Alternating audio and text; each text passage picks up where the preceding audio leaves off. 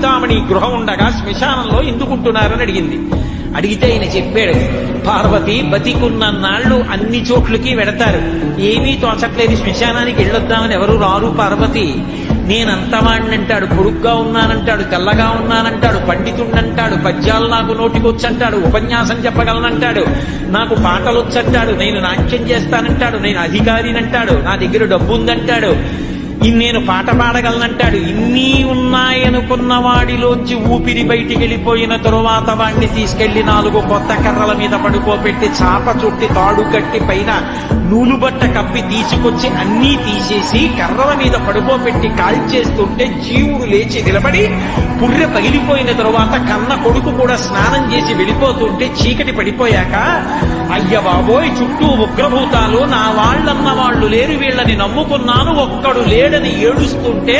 నేనున్నాను రా అని చెప్పడానికి